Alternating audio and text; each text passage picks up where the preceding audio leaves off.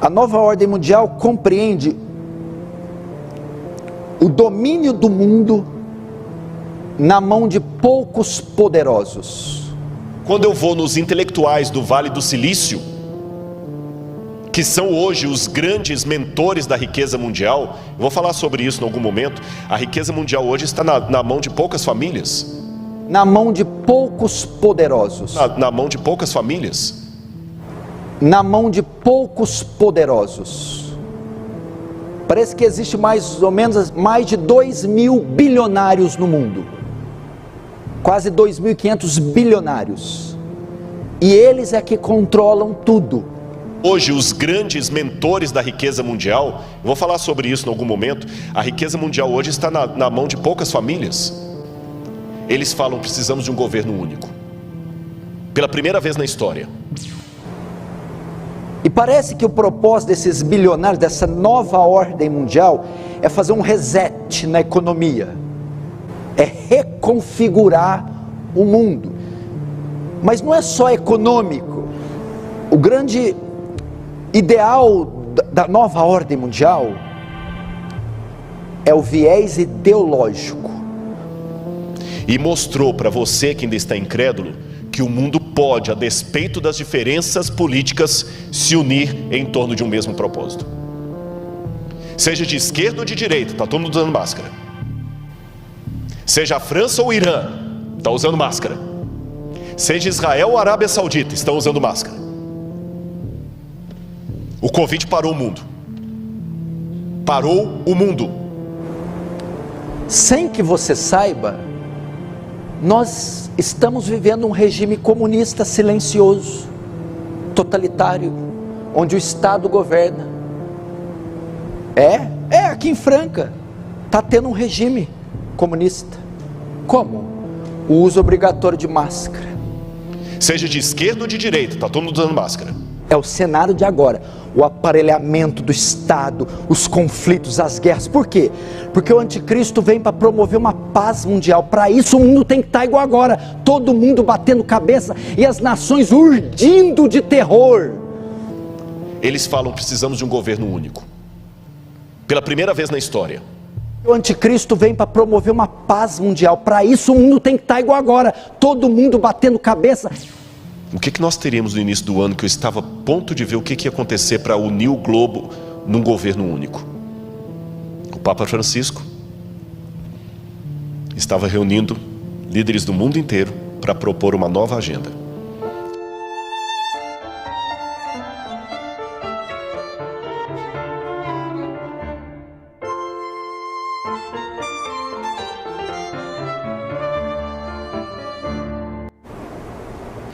No Antigo Testamento, Deus deu uma ordem para o povo de Israel: você colocará a lei do Senhor na tua mão e como frontal entre os olhos. Eu não sei se você já viu alguma cena de Israel, que tem o judeu orando lá no monte, no Muro das Lamentações, e ele fica orando lá, né? Baruch haba Beshem Adonai Eloheinu melech. Ele fica orando lá no Muro das Lamentações, e aqui ele tem uma caixinha preta na testa, e ele amarra aqui no braço. Hoje os judeus colocam no braço esquerdo. Ele coloca um outro. O que está ali? Ali está o Shema Israel, Adonai Eloheinu, Adonai Echad. Ouve, ó Israel, o Senhor teu Deus é único. A lei do Deuteronômio, os mandamentos de Deus, para ele sempre se lembrar com a sua ação e com a sua mente que Deus é único e que tem os mandamentos de Deus.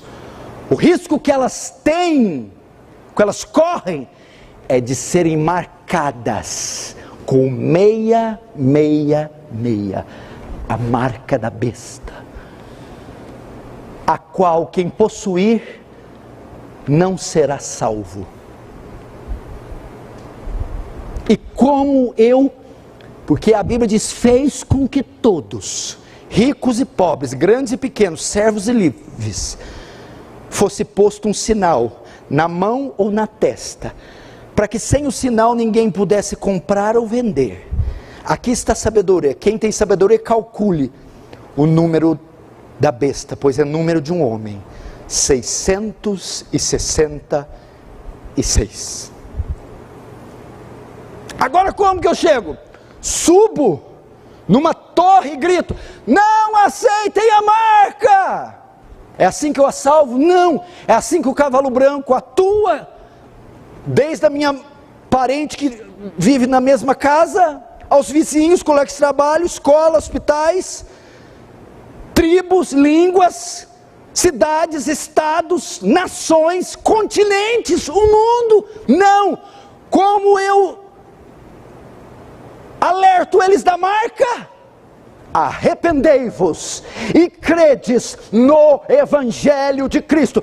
Todos pecaram, destituídos da glória de Deus estão. Do céu se manifesta a ira de Deus sobre toda a impiedade dos homens. Mas Deus amou o mundo de tal maneira que deu o seu Filho unigênito, para que todo aquele que nele crê não pereça, mas tenha a vida eterna. Deus não enviou o seu Filho ao mundo para que o condenasse, mas para que o salvasse. Quem crê nele tem a vida, quem não crê não tem a vida, mas sobre ele está a ira de Deus.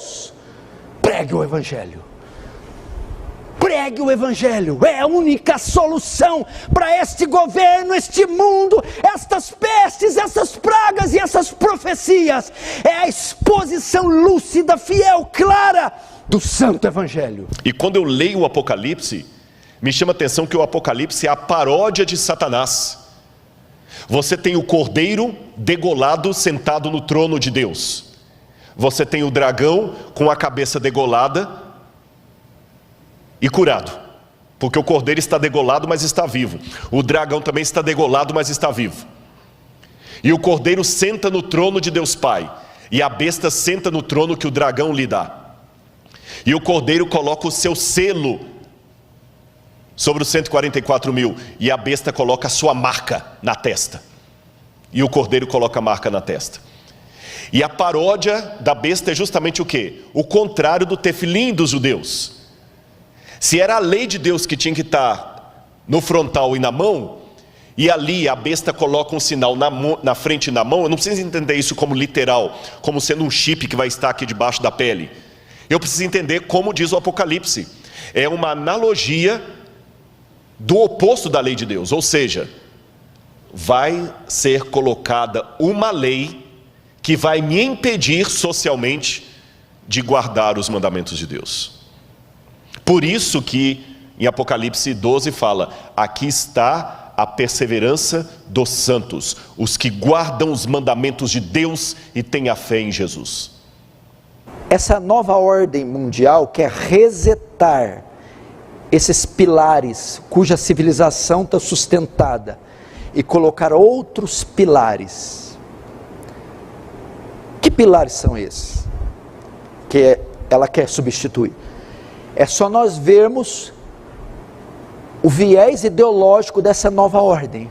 Qual é? Que doutrinas esses poderosos obedecem, atendem? Que disciplinas, que postulados eles defendem? Vamos lá. O socialismo, o marxismo, o comunismo, o ateísmo. O comunismo aparelhou todas as grandes instituições mundiais. Vai para a ONU, a Organização Mundial das Nações Unidas, fundada em 1945. Todos os seus secretários gerais, todos os secretários gerais da ONU, desde que foi fundada em 1945, são comunistas, socialistas. Então essa instituição é toda comunista. A OMS, a Organização Mundial de Saúde, quem é o diretor dela? O chefão, o Tedros. Ele foi membro do Partido Comunista da Etiópia. Ele é o diretor da OMS. A Unesco, a Unicef, é toda dirigida por esquerdistas, comunistas, socialistas. Agora me diz uma coisa. Você colocaria um nazista, um membro do partido nazista, à frente de alguma instituição? Ninguém faria isso, é uma loucura, né? Alguém que foi membro, que atuou no Terceiro Reich, o império assassino, que matou 6 milhões de judeus. Ninguém, todo mundo acharia um absurdo colocar um membro do partido nazista à frente de alguma instituição dessa importância? Ninguém faria isso. Pois o comunismo matou mais de 10 vezes do que o nazismo. Ele é 10 vezes pior. E está cheio de membros do Partido Comunista nas instituições. A Alemanha de Nietzsche foi a Alemanha que matou 6 milhões de judeus. E mesmo que alguém fala, você está culpando o povo? Não, mas um povo que era tão inteligente não percebeu que o Führer era um maníaco. E muita gente duvidou. Eu sei que é complicado falar de eventos finais, porque algumas coisas beiram a teoria da conspiração, e eu odeio teoria da conspiração. E parece teoria da conspiração, mas também parecia teoria da conspiração que Hitler houvera de fazer o que fez. Vamos voltar para o quadro. A verdade que seres humanos têm dificuldade de aceitar é que existem Hitlers em potencial em cada esquina do mundo. E qual foi a receita da maldade de Adolf Hitler? Já li vários livros sobre o nazismo, sobre a Segunda Guerra Mundial, e eu elenquei em 7 pontos a receita da maldade. Basta ter uma crise, um povo sem rumo, a Alemanha saiu destroçada da Primeira Guerra Mundial, uma índole má coletiva, a tendência, um marketing, você tem Leni Riefenstahl e você tem Joseph Goebbels, que foram os ministros da propaganda de Hitler, você tem Albert Speer, que teve o plano, um discurso de mentiras e sedução e o interesse de Satanás. É exatamente o que nós temos hoje. Nós temos uma crise, nós temos um povo sem rumo, nós temos uma índole má coletiva, nós temos um marketing promovendo coisas anticristãs e o povo de Deus batendo palma para isso, não tendo coragem de denunciar, participando, seguindo, dando like, fazendo parecer que tudo é a mesma coisa, até dividindo espaço na mídia, consumindo essas coisas. E tudo bem, e o marketing está aí. Nós temos um plano, nós temos discursos de mentiras, e nós temos um interesse de Satanás. Principalmente nos últimos 3 meses, onde essa crise mundial atingiu seu pico, seu clímax, seu ápice. E as decisões que vêm sendo tomadas, principalmente no campo político, têm sido muito estranhas. Me parece que a pandemia do coronavírus foi o precedente que algumas nações, governos, algumas potências usaram para estabelecerem um regime autoritário, totalitário. E parece que de modo silencioso tem acontecido isso. De forma sutil, silenciosa, em meio a esse surto de pânico, de medo, de horror que a mídia implantou na sociedade, enquanto a população tenta se recompor do susto, do medo, do pânico, e está com a sua mente embotada, fixada nas notícias, eles trabalham e aparelham todo o Estado e se infiltram em todas as instituições e, através dessas leis, do uso obrigatório de máscara, da vacinação compulsória, obrigatória, envolvendo 27 nações, para que a vacina seja aplicada ao mesmo tempo e que haja punição para quem se recuse a tomá-la. Parece que é o estabelecimento de um governo ou de regimes totalitários, que vem através de governos tiranos, supressores da liberdade, e o pior de tudo, nós estamos vendo em escala global, mundial, simultânea. Algo que nós nunca vimos antes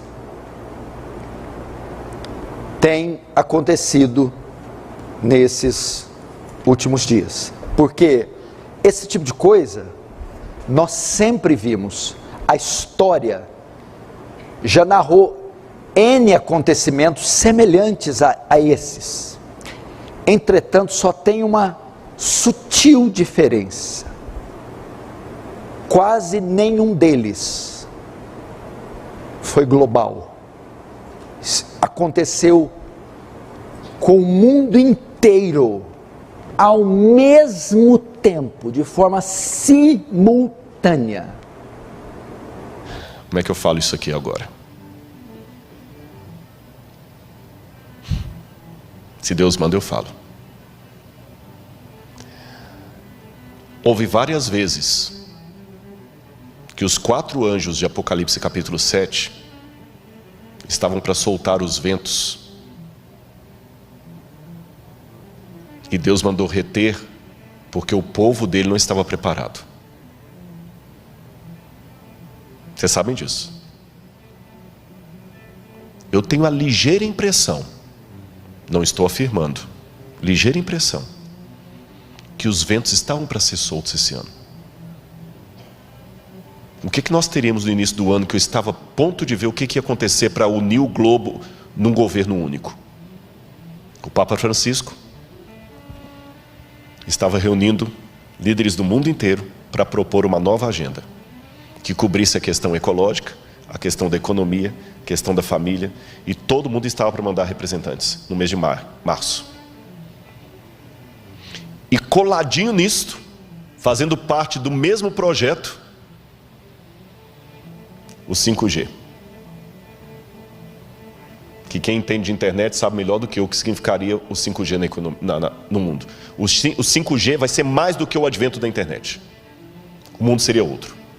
E na hora que essas duas coisas estavam para transformar o mundo, Covid. Parou tudo.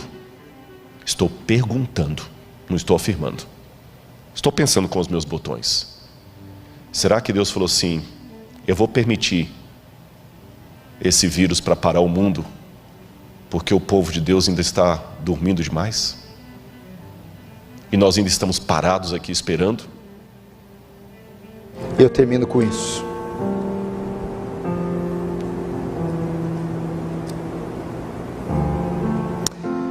Filho do homem, quando eu disser ao perverso, ao pecador, certamente morrerás, e tu não avisares, e nada disseres para o advertir do seu mau caminho, para lhe salvar a vida, esse pecador morrerá na sua iniquidade, mas o sangue dele, da tua mão, eu o requererei. Deus vai nos cobrar o sangue dessa geração inteira que vai para o inferno, e você ficou em casa com essa pança vendo Netflix. Deus vai cobrar o sangue dessa multidão que está indo para o inferno, e você fazendo fofoca e gastando horas nas mídias sociais. Deus vai cobrar o sangue dessa geração inteira que vai ser tragada pela besta, pelo anticristo, e nós ficamos gastando dinheiro prodigamente. Ao menos gemer, ao menos uns 30 minutos orando por um punhado de almas. Será que não temos condição de fazer isso? Ao menos pelas nossas mães, pais, irmãos, filhos, sobrinhos, tios. Que esperança esse povo tem? Vai esperar nessas nações, nesses governos, nessas mídias. Eles não têm a resposta. Eles estão mortos, estão vazios, cegos, obstinados, suas mentes embotadas. Mas essa é a tocha de Israel, é a lâmpada de Deus na terra, é o sol que brilha na escuridão. A igreja, devemos brilhar. Oh Deus, eu sei que o Senhor não precisa de advogado, e se precisasse, o Senhor teria pessoas muito melhores do que eu, mas, por favor, Senhor, faz alguma coisa para que teu povo acorde, ó Deus. Eu estou tentando falar, eu estou tentando pregar do meu jeito errado, torto, humano, mas eu estou tentando sacudir esse povo, Senhor, não no teu lugar, mas através de Ti. E por favor, Senhor, muitos estão nesse momento clamando perdão. Perdoa os pecados desse povo, Deus, eu te suplico, como Moisés pediu. Traga-os de volta, Senhor. Tem tanta gente que eu conheci que hoje está fora da igreja, Pai. Tanta gente. Eu estou pregando num bairro que tem tanto ex-membro da igreja, pessoas machucadas, pessoas magoadas, outros críticos, outros que perderam a fé, outros que se encontraram no ateísmo ou numa espiritualidade alternativa. Oh, Senhor, tanta gente que um dia ocupou os bancos e agora está fora. Busca, Senhor. E perdoa os pecados coletivos que nós temos cometido, Senhor, como administradores, como pastores, como professores, como membros, como obreiros. Por favor, Senhor, tenha misericórdia de nós. Nós não somos a melhor igreja, mas nós somos a Tua igreja, Senhor. Eu sei que o Senhor teria planos melhores se usasse anjos, mas o Senhor escolheu usar a gente. Perdão, Senhor, se eu preguei mais tempo do que devia, mas se o Senhor os manteve ali no ar é porque o Senhor tinha um propósito. Cuida dos Teus filhos e cuida de mim também.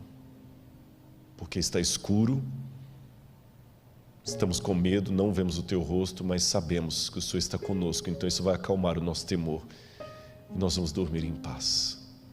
Manda um anjo, Senhor, agora, carinhar o rosto de cada um que está em oração comigo.